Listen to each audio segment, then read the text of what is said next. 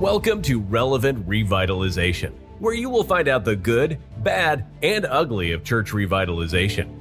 You will hear from pastors who have been through the revitalization experience, experts in the field, and much more, all with the goal of equipping, encouraging, and engaging you, your leadership, and your congregation to see God breathe life in your church. Now, let's get into some relevant revitalization. Welcome back to another episode of Relevant Revitalization. I'm Matt Coyne, and today I am excited to have all guests on, but this is coming from my hometown roots, Nick Poole, pastor of Calvary Church. And I have known Nick for many years, mainly through his amazing grandparents that have long gone to be with the Lord. But Nick, it's good to have you on the show. And again, the hometown roots. So how are you doing? Doing well. We're holding down the fort here in Norman School District.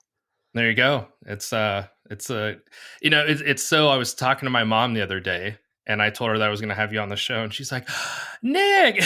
And so did she say Nick or did she say Nikki? Nikki, you're right. That's she said Nikki. That's how you know, we go way back. Yeah. So, I mean, you and I haven't had much, other than, like I said, your amazing grandparents. I mean, I remember your brother them. Better. Yes. Yeah. Your brother or my brother and you. And then is it your cousin too? Drew. Yes. Yep. I know John was close with Drew too. Mm-hmm. So, but I remember at a young age, like 4 or 5 years old, going to church and hugging your grandparents. And man, they're amazing people. Yeah. Youth group over at their house. And I was actually too young for a youth group, but they always let me come over and hang out. They're the best.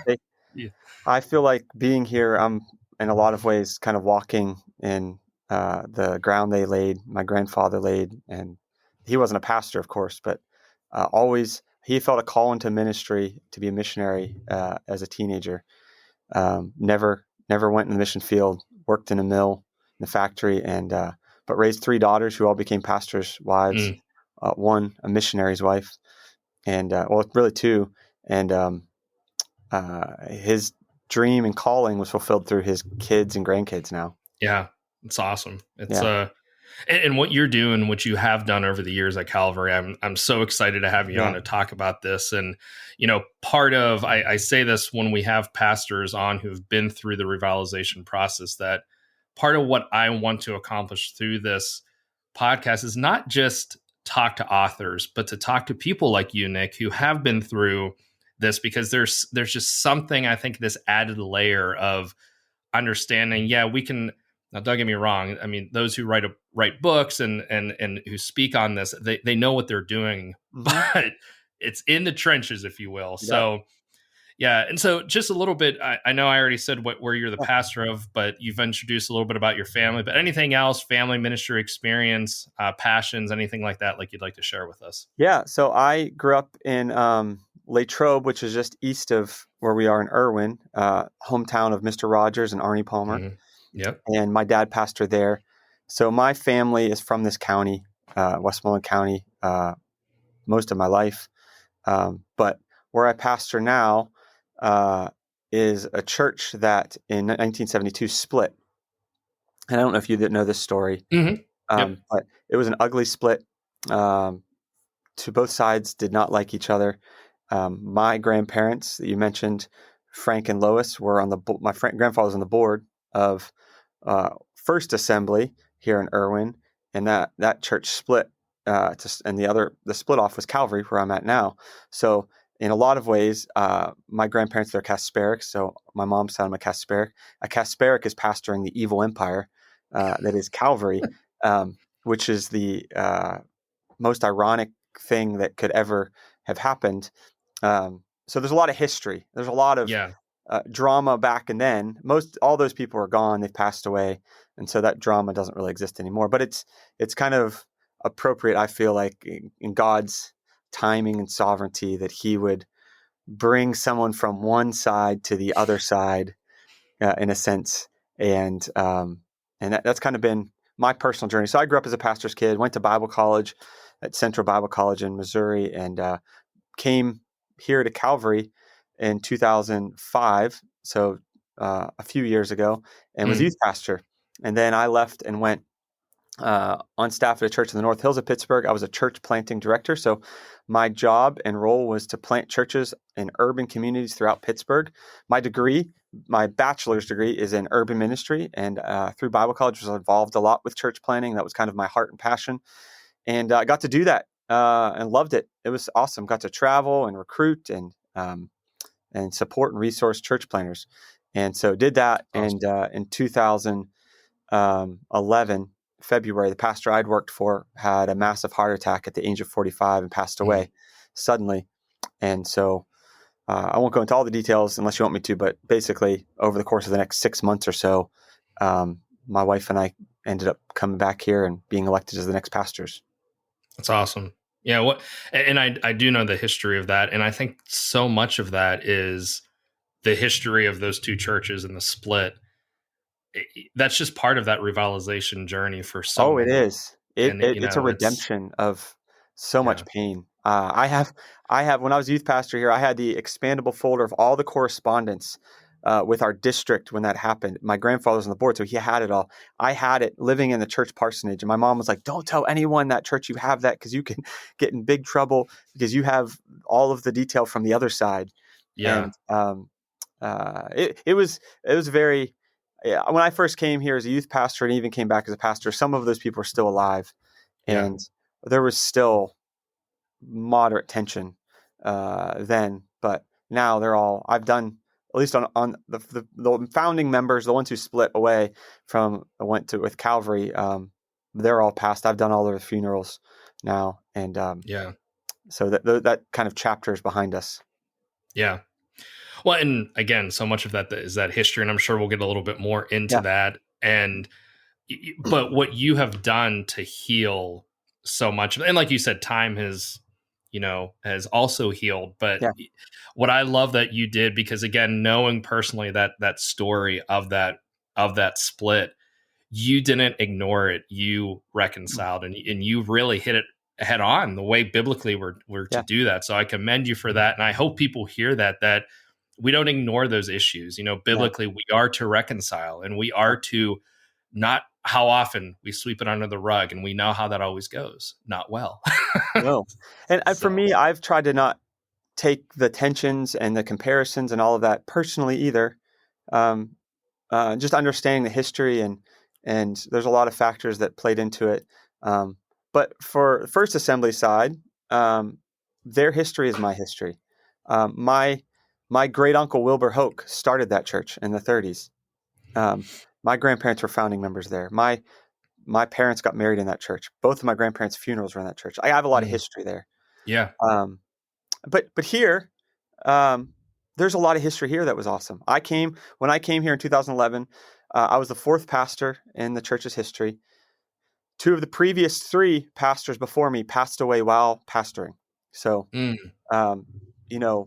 2 out of 3 died while pastoring here. And both of their wives were still in the church. So we had the founding pastor's wife, Grace Hart, and the previous pastor's wife, Sharon Nephew, were both still in the church.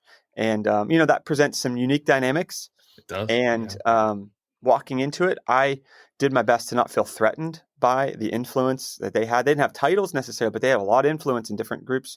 But not to be threatened by that, but they were good people and, were good friends. And there were values in listening to them. And I loved hearing Grace tell me the stories of what the history of our church had been, and not to be threatened by that, but to celebrate it and to recognize what I'm going to do and what I'm going to lead toward isn't breaking away from that history. It is building on that history. And then my bigger view is not just pastoring a church, but a community. And because of the history of these two churches, and in my family, my great-grandmother moved to this community in November of 1900, straight from Czechoslovakia. Wow. So my family has been in this community a long time, which in this community, that's the case for a lot of people. I mean, your parents are still in this community, right? I mean, they are. It's just kind of one of those places that people don't move away from very often. And knowing that I'm here I want to pastor the community too, not just a church. But it starts with bringing that healing, helping the church move forward. I mean, they just lost a pastor tragically and recognizing the pain of that. Yeah. But also, my goal wasn't to pacify them, but to help move them forward toward healing. Not in any way to walk away from the history or the past or what had transpired, but really to say, hey, let's look towards the future, and where are we going to go, and how can we fulfill the mission that God gave this church in 1972. Yeah, that's good.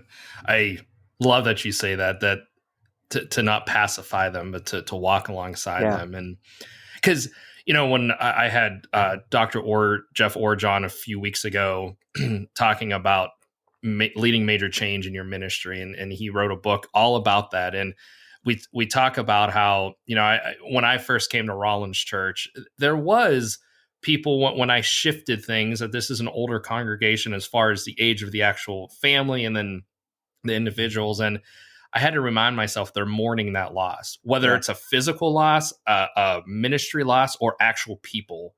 And so I love that you say to we're moving forward, but let's not forget the history, let's celebrate and move forward. So that all said, you've shared a lot of the timeline of Calvary, but can you share a little bit?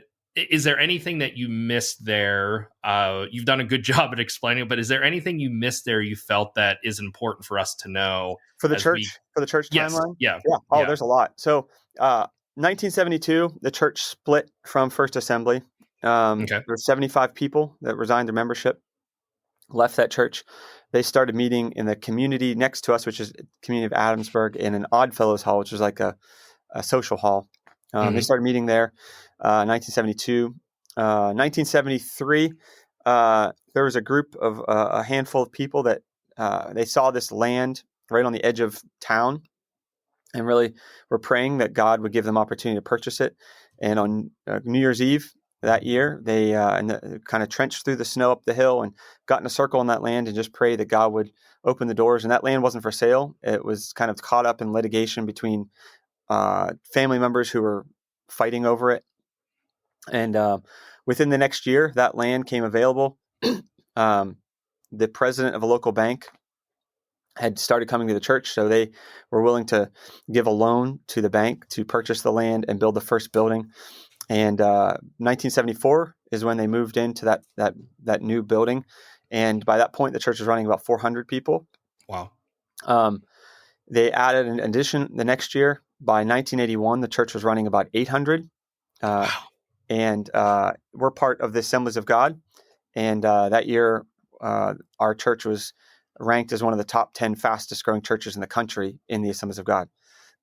Rocket ship, we had through the 80s, booming bus ministry like a lot of churches did, 8 buses, busing people from all over the county. 1985, built a new sanctuary that sat about 1,000 at the time. And, that's kind of the trajectory. As we got into the 90s, the bus ministry kind of fad or that approach started to wane a little bit. Liability, cost upkeep, all of that was taking place. And so they started to sell off some of the buses. The church declined a little bit down to about 500-600 people. 1996, Pastor Hart, who was the founding pastor, was diagnosed with cancer. And he went through a number of treatments that year, some experimental treatments, and some of them started to work.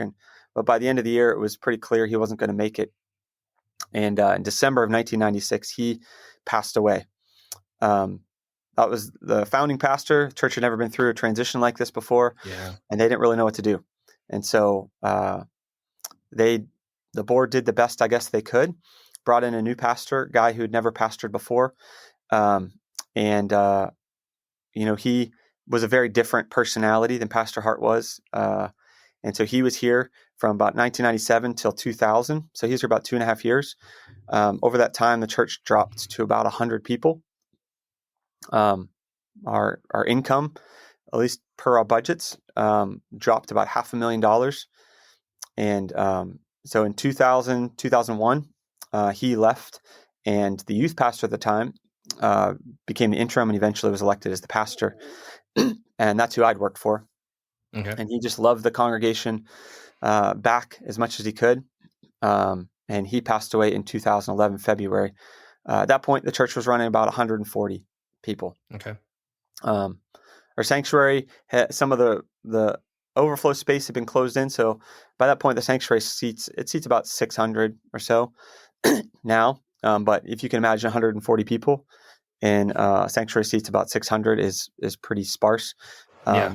On top of that, so our first 25 years were just rocket ship growth.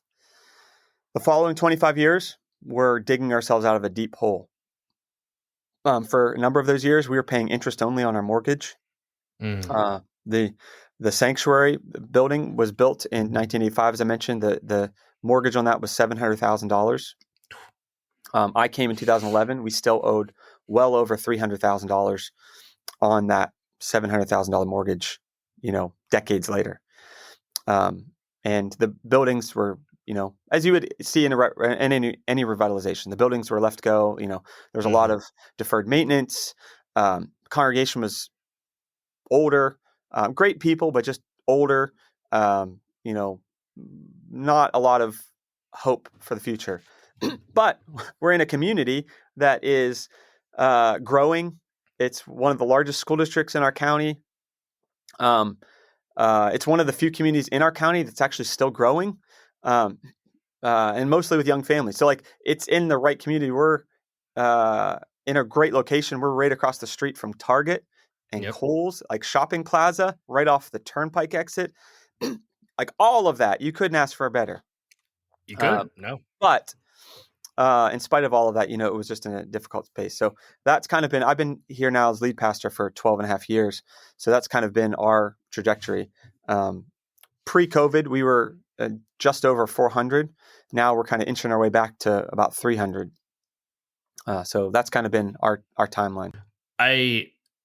I'm so glad you were just real there with even down to the budget and down to the money, because I think we are scared to talk about that. I always, the saying the church isn't a business, but there's business to be done is what I always add to it. And it's a real thing. And it's a real struggle, especially churches that are in need of revitalization. They pull those purse strings tight and they're not willing to let anything up, but then how are they getting ministry done? So something has to give.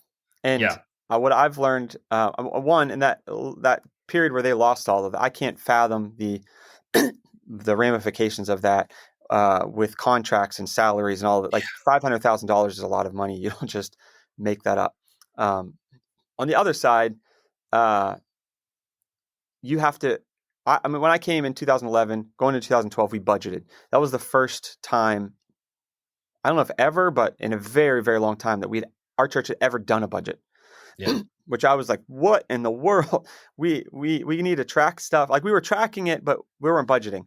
So there's a balance. You have to make sure that you're being fiscally responsible with the finances. However, when you're turning a big ship, when you're bringing life back to something that has died or is dying, there is a measure of risk that you have to recognize is always going to be there, and you have to be willing to embrace that. You can't make stupid choices, but you have to make sometimes risky choices. But because you have limited resources, you can't miss very often. Yeah.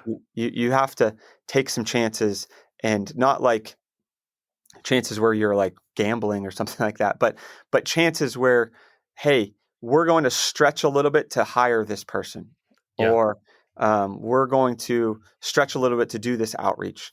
And you have to be confident that that's going to bring a return. Not this isn't a business in the sense of everything's a return on investment, but every resource that you've been given, you need to maximize the impact of that resource for the kingdom. And if you don't recognize the resources that have a greater impact versus the ones that don't, you can actually end up making the wrong decisions. For example, you could have the best office staff in the world, but no one's coming to your church because you have a really good accountant or bookkeeper or secretary, okay? And it might be easier for you on the back end, but that's not the case. But they will come to your church because you have a really good kids pastor, kids leader, or a good worship leader. Those are the roles and the resources that you put towards things that impact directly versus the ones that impact long term, but not a direct impact. If that makes sense. Yeah. I know when I first came to Rollins, there's a lot of money in the bank account. And I was asking, I said, what do we, and they're like, well, we're just sitting on it, the, nothing against the previous pastor, but just not wanting to spend it because of the season they were in. And I said, let's just, let's think outside of the box. Let's trust in the Lord. As you said, let's take the risk. And, that is trusting in the Lord. I mean, if for you, Nick, God has, I'm sure, given you a clear vision for what Calvary Church looks like. And so if that's our vision as the pastor, as the leader, we have to act on that and pray and hope that the board or the elders trust in you in that. And obviously at Calvary, they have done that. Now that it's taken time. It's taken time for that. It's taken time. Yeah. I mean, I came here, I was 29 years old. I've never pastored a church before. So, I mean, it wasn't like they just handed the keys to the kingdom over to me. Yeah. But I remember my first year sitting in a board meeting with our deacons, and they were talking about, hey, as board members, our role, this is a checks and balances thing. I've been taking them through this book by Robert Morse called The Blessed Church. And the book's really good because it talks a lot about governance and the role of a pastor, the role of deacons and elders. And so we've been kind of talking through that. And one of the things I said, well, I understand the idea of checks and balances. Like, I should be accountable. That's important. However, you all hired me to lead, and I'm going to lead, and you have to trust me in that process. I'm not going to abuse that trust. I'm not going to take advantage of that trust, but I'm going to lead. And that means that as a board of deacons, you have to trust my ability to do that. And one of the things he talks about in The Blessed Church, he says that God always gives the vision to a person, but then he filters it through a group. And the God doesn't give the vision to a group and execute it through a person. And so that's a little bit of a governance piece that I know doesn't apply for everybody, depending on, your church structure. But for us, that was kind of reorienting. Hey, God has put me here, not that I'm any better or I'm anything great, but God has put me in this seat as the pastor, lead pastor here, and he's giving me the vision. I'm going to filter it through my deacons. However, God's not giving the vision to the deacons, if that makes sense. Yes. Yeah. And again, I'm glad you shared that, because I think as younger pastors, it can be tough to, and I get it, to hand that over. But I had a very similar conversation here when I first came and just said, and it wasn't that they were, I was blessed that it wasn't that they weren't trusting me, but just reminding them that, hey, we got to be willing. And as if you support me in this, and, so that's always that big step to take, and that boldness that you had to go to the board and share that. So the good thing was, like, I knew them. I've been youth pastor here, so everyone on that board I knew. Yeah. Which, I understand. Like, there are a lot of advantages I was gifted coming here that not everyone gets. I've been the youth pastor here before, so I knew the people. They knew me. They knew a younger version of me, but they knew me. I have family in this area because of my grandparents. So, I mean, I had a lot of advantages that set me up for success in a way. But I think that just sped things up. They would have happened anyway, but it just made that a little bit quicker. Mm-hmm. Yeah. And part of, I do have a question for you. As you said, it took time. Yeah. What would you say has been some of the biggest areas of discouragement in your personal revitalization journey at Calvary? So you just mentioned one that I'm sure that was discouraging, saying, hey, you brought me in, trust me. But what else have you seen that was discouraging along the way? I think probably the most discouraging thing have always been around people. The relationships that you have that get broken or disconnected, or people that you've invested in, you've gotten to know, and who walk away for different reasons and in different ways. And some of those ways are very painful. And I think the most discouraging moments for me have always been around the people. Yeah. People that leave, how they leave, why they leave. In as a lead pastor, like, any reason anyone comes up with, it's never going to be a good reason from our perspective. That doesn't mean it's not a good reason. It's just from our perspective, like, it doesn't seem to be a good reason. So those are probably the most discouraging, is just seeing people that you really love, care for, that you've pastored, invested in, been there in their lowest moments, encouraged them, prayed with them, done funerals and weddings and dedications and all of those things, and then to just turn around and walk away like it meant nothing. Those are definitely some of the lowest moments for me. And the longer you're in a place, the longer I'm here, like the more of those moments I get. Yeah. So Mike, I have a question for you on that. Yeah. How have you dealt with those who have left the church? Do you do any sort of, I know every situation it's unique, but do you ever do any sort of like exit interview, or at least sit down? Okay. It varies. So there are, there are times where I have sat down with them and just got to talk to them about what's going on here. And then there are times where it's just better to let it go. Okay. So it's varied. I would say the times that I've sat down with them is the times when they're most open to that. When they're not jaded, angry, ready to like throw down. Yeah. Like I remember early on, one older couple, they told me, "Hey, we're leaving the church," and so I went to their house and sat down with them for a while and talked to them, and and they said, we can't handle the music. We just don't feel like that's where we're supposed to be, and they left our church and went to a primitive Methodist church, which is about as opposite as you could get. And I was like, "Oh, hey, I get it. I understand the decisions you have to make. We just want you to know you're going to be missed." And they said, and on top of that, we just changed our funeral arrangements. They were through your church, and we're going to move them. And then I was like, oh my goodness, I just ruined the end of your life. You had your life all planned out, and now the decisions I'm making and what we're doing in our church is ruining your whole end of your life. And those are hard moments, because you see the real effect of what you're doing. So I mean, in that moment, like I'm sitting down with them. There was a couple, even through COVID. Of course, everyone lost people through COVID, but where they were leaving, had been close with them, and sat down with them, and just to hear, hey, why? What can I do to support you? I found in those moments my biggest win, and I've made this mistake of trying to do this, but my biggest win isn't trying to convince them to stay. That seems to be the right decision, because we don't want to lose people.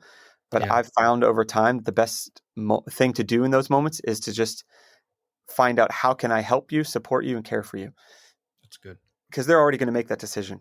Yeah, and there are some of those that have made that decision and have come back because of how those interactions go. Just because someone leaves doesn't mean they can't come back. And so that's something I've learned with longevity that I didn't know early on, that even in those difficult moments, like God can still sometimes bring them back around. Yeah. I respect so much that you're willing to have that tough conversation, because seeing churches who have 15, 20, it doesn't, we never want to lose somebody in our church. Yeah. But when you're at 15 or 20 and you lose somebody, it's detrimental. And so I always encourage pastors, if, like you said, the situation depends on that, but if possible, talk to them and don't talk to them to bring them back, talk to them to be a shepherd. And so I really respect that you understand that, hey, they've made a decision, but I want to be here to just love them, to care for them. So thank you for bringing that up.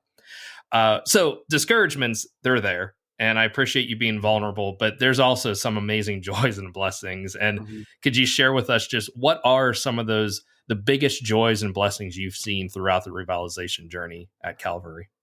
It theoretically, or kind of more abstract, I saw it like getting to see this once large church start to see life again, and that's awesome. Some of the specific moments, our first Easter, I remember being in the foyer, and that year we broke 300 on Easter, and which was a big deal. And I remember Grace Hart, who's our founding pastor's wife. She was standing in the foyer, just tears coming down her face, and that was just a meaningful moment, because she had wondered if the church her husband started, like, it was over. Like, we had our pinnacle moment, and now the church is in decline and is just going to continue this trajectory toward death. Yeah. And but that was like a moment for her where she started to see life again, that what he had started isn't over. And so that was really special. That was awesome. A neat moment. I think some of the others are getting to see some of the facility things that we've been able to do, just because facilities aren't everything. They're not, it's about people. It's not about the buildings. That's, but they're kind of a mark, a memory, and a memorial, in a sense of what God's done. And so in 2018, we're able to build a foyer. So that was like the first building our church has built since 1985. This last year, we were able to finish our kind of redoing the sanctuary. So some of those things have allowed us to change the look and update to where it should be this far into our church's existence. Yeah, it's good. It's and I've been keeping an eye on through Facebook, seeing those updates and remembering what it looked like. And again, even that, back to the mourning a loss, I could be wrong, but I'm sure you had some of those people who've been going there for a while mourning what it used to look like. It's not that they were maybe upset, but just it was a loss. There are memories. There's so many memories. Yeah. There's memories of sitting in a certain pew. The pews are gone. Yeah. There's memories sitting in the choir loft. The choir loft is gone. There are memories that, I remember as a youth pastor, the little thermometer showing how much money we raised to put a driveway past our entrance where our foyer is, so that it was gravel, and they wanted to pave it so that, a lot of the older folks would drive there and drop someone off. And I remember how hard it was raising all of the money to put that driveway in. And then I stood there in 2018 when the contractors ripped it all up to put a foyer there. And I remember just thinking, no, not everyone recognized this, but just thinking, like, I remember how hard it was to raise this money, and we just destroyed it. Not really, but we did. We ripped the blacktop up, and we put a new foyer and a bigger foyer and everything right there. So there are a lot of losses of things that have changed and things that look differently. I'll say this, like, those changes and those differences didn't happen quickly, though. I didn't just come in and say, let's get the lights and the smoke machines and do the music in some cool hip way, and the people would just show up. We didn't do that. I mean, it's been, I'm 12 years. We finally put new carpet in, got rid of the pews, and got chairs. 12 years. Yeah. We didn't just come in and start, trying to hippify everything so it looks cool. We recognize this is where we are, and let's just take people on a journey of change. And that has worked better. I know there are plenty of environments where people are like, just clean the slate and start from scratch. And that works for them. For us, it worked better to kind of take it more slowly and gradually. Yeah. For us, that was kind of the ripping off the Band-Aid. We had pews, 3 years ago when we came here, and now we're to chairs. Yeah. But I think for you, the situation was there was so much healing there. Yeah. And I hate to use the word baggage, but because I know that's such a negative connotation, but it sounds like there was. And there was a lot. You healed those hearts. You allowed God to work through you. I think that baggage still existed even up until 5 years ago. Yeah. It took 7-8 years to work through that baggage, to earn the trust, to show, hey, I'm not just coming in to ruin this place. Like that there was just a lot that you have to recognize, that I'm not just here to implement some strategy that every church in America is doing. I'm here to pastor these people and love them and care for them, and to help lay a foundation for a church that is here for many years to come, not just during my lifetime. Yeah. Well, Nick, I always like to make sure I get some encouragement from you for our pastors. Yeah. And, as you have seen, so there's 2 questions I have. The first is, what advice do you have for pastors who find their church on life support? What's some encouraging words you can give them? First of all, and you this isn't news to anyone, but recognize it's still God's church. It's not your church. And whether your church grows or doesn't grow isn't 100% on your shoulders. Practically speaking, don't compare yourself with others. Look for one little win and aim for that. One little win may be having breakfast with that angry old guy that hates everything you do and winning him over just as a friend. Yeah. What's one little win that you can aim for? Don't be like, hey, how can we blow this place up and have, standing room only? Look for one little win. Maybe, that's just you had 2 visitors 1 week. But what's one little win? It can be really discouraging to be in a place where everything's working against you. Yeah. But remember, it's not against you. It's God. It's His church. But 2, don't try to transform the forest. Start with a tree, and if you can start with a tree, maybe that doesn't change the forest, but you've changed that tree. And start small. One simple win that you can aim for. That's good. That's really good. I appreciate that. Now, as you have been through, you see life at Calvary. I know for me, and I think a lot of pastors struggle. At least I hope I'm not the only one. But in those seasons of success and revitalization, what's some advice you can give to pastors just to remain humble? Yeah. To remain humble through those wins that you talk about. Well, same thing. First, it's not your church, it's God's. So as much as you think you were part of this, God was probably more part of it than you realize. Yeah. So don't rack all those successes up on your shoulders. I promise you, there are a lot of little miracles that happened along the way that made those successes possible. From the right people walking through the doors at the right time to you took a chance and hired a person that could have been a disaster, but it turned out not to be. Or the location where your church is located is just awesome. You didn't put the church there. You didn't build the building. You inherited that. So first of all, recognize, hey, this is still God's, and He's been a bigger part of the growth and health that's there than even you were. 2, to recognize that we're always growing, and that's not to minimize the opportunity to celebrate, because we should celebrate, but we're always growing, and it's better to follow up a celebration with the question of how can we get better. And I don't care if you took a church from 10 to 200. That's awesome. That is so hard to do. That is remarkable. After you celebrate that, step back with your team and be honest and say, okay, how do we get better from here? What does the future look like? What does it look like to be a church of 250 or 300? Like, how do we get better from here? And if you can keep on that trajectory over a long period of time, you'll slowly, gradually, incrementally get better. And you may not see explosive like turnaround growth, but you will over a period of time. And I think that's the healthiest way for things to happen. Yeah. Again, good stuff.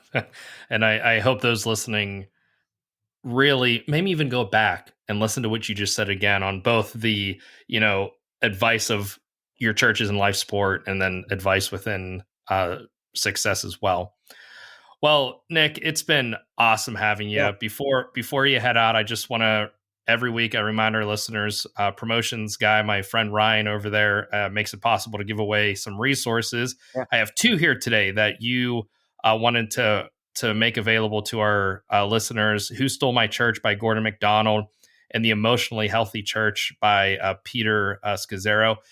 Nick, this is interesting. I had a person on, Dave Miles, a few weeks ago who recommended him The Emotional Healthy Leader. So we're just giving away all of Scazzaro's stuff. Scazzaro is the man. Yeah. So same as usual, I'll be posting those 2 later in the week. All you got to do is outstanding books.